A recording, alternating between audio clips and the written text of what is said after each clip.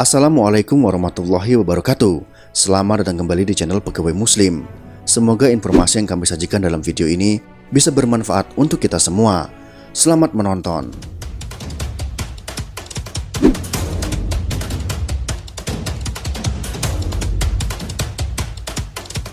Raja Namrud telah dianugerahi dengan daya intelektual yang tinggi dan menjadi ahli dalam berbagai bidang seperti seni desain, matematika, dan ilmu falak. Dia telah menemukan sistem seksagesimal yang membagi lingkaran ke 360 derajat, 1 jam ke 60 menit, dan 1 menit ke 60 detik. Selain itu, dia menetapkan bahwa satu hari dibagi menjadi 24 jam, setiap jam ke 60 menit, dan 1 menit ke 60 detik. Menurutnya, hari dimulai pada waktu tengah malam, dan bukannya pada waktu matahari terbenam seperti yang dipercaya oleh kaum sebelumnya. Di samping itu, Namrud mahir dalam perhitungan matematika, dalam konstruksi bangunan-bangunan besar, jembatan, kuil, istana, dan bendungan.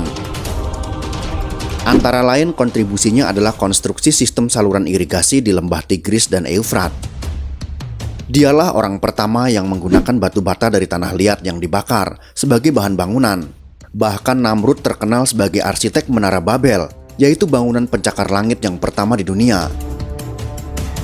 Sayangnya, sebagai seorang ateis, dia telah menyalahgunakan kemampuan itu untuk menyesatkan rakyatnya.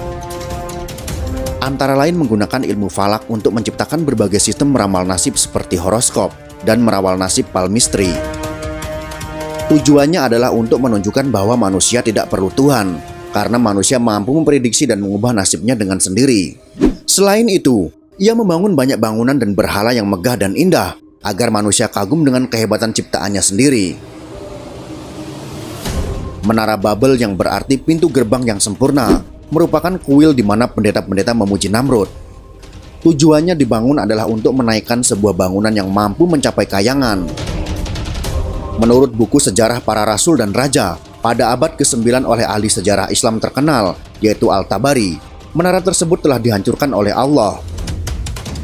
Awalnya para pendahulunya menggunakan satu bahasa, yaitu bahasa Suryani. Tetapi ia memecahnya ke 72 bahasa yang berbeda. Akibatnya mereka tak dapat berkomunikasi satu sama lain dan tidak dapat melanjutkan pembangunan menara tersebut. Namrud juga sangat meminati ilmu sihir dan menggunakannya untuk mempengaruhi pikiran rakyatnya. Konon dia mempelajari ilmu tersebut dari dua malaikat, yaitu Harut dan Marut, yang pernah disebut dalam Al-Quran. Selain itu, Namrud telah memulai suatu era yang baru di mana manusia memandang rendah pada Tuhan. Rakyatnya tidak dianjurkan untuk melakukan kebaikan demi Tuhan, karena baginya Tuhan yang gaib adalah lemah. Oleh karena itu, orang-orang di bawah pemerintahannya bisa mengikuti nafsu manusia, seperti berpesta, seks bebas, arak, dan segala kemungkaran yang lain. Namrud juga diberi gelar Bakus atau Dewa Anggur karena ia mabuk dengan keduniaan. Ia juga mengklaim dirinya Tuhan karena sebagai seorang manusia dia merasa lebih tahu tentang kelemahan manusia lain dibandingkan Tuhan yang jauh terpisah dari makhluknya sendiri. Namrud merupakan seorang yang cerdas, menguasai ilmu matematika, dan ahli bangunan. Salah satu karyanya yang terkenal sampai hari ini adalah Menara Babel. Membangun kota Babel, Erech, Akkad, Asyur, dan Niniwe. Sisa peninggalannya bisa ditemukan di Mosul, Baghdad, dan Gunung Namrud yang tak jauh dari kota Adiyaman. Disebutkan dalam sejarah bahwa Semiramis menikahi Kus, cucu Nuh. Saat itu usia gadis ini masih remaja dan wajahnya sangat cantik dan pintar. Tak lama setelah menikah, Kus wafat dan Namrud lahir tanpa kehadiran seorang ayah. Tetapi menurut pengakuan Semiramis, dia melahirkan Namrud tanpa ayah dan menganggap dirinya suci tanpa pernah disentuh oleh pria. Sehingga dia menganggap anaknya, Namrud, sebagai anak yang suci yang lahir dari seorang perawan. Setelah Namrud menginjak usia dewasa, Semiramis sering tampak cemburu ketika gadis-gadis mendekati anaknya. Hingga pada suatu ketika, dia menikah dengan anak kandungnya sendiri. Kisah ini kemudian menjadi menarik.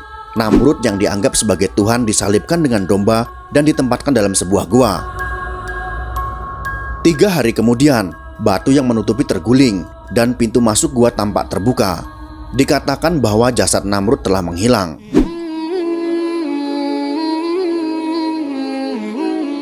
Peradaban mulai mengagungkan namanya menjadi Osiris, Isis, dan Horus sebagai bentuk dewa yang disembah dan dipuja pengikutnya.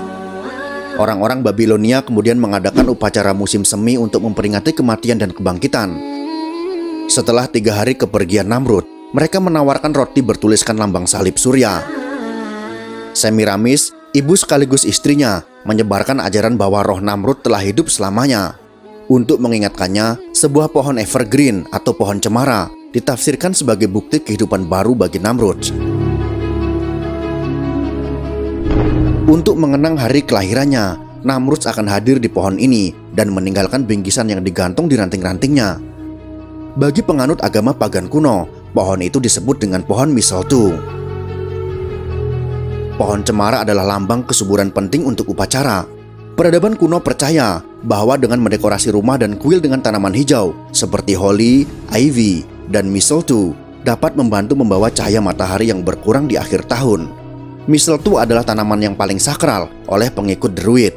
Tanaman ini sangat dihormati karena tumbuh di pohon oak.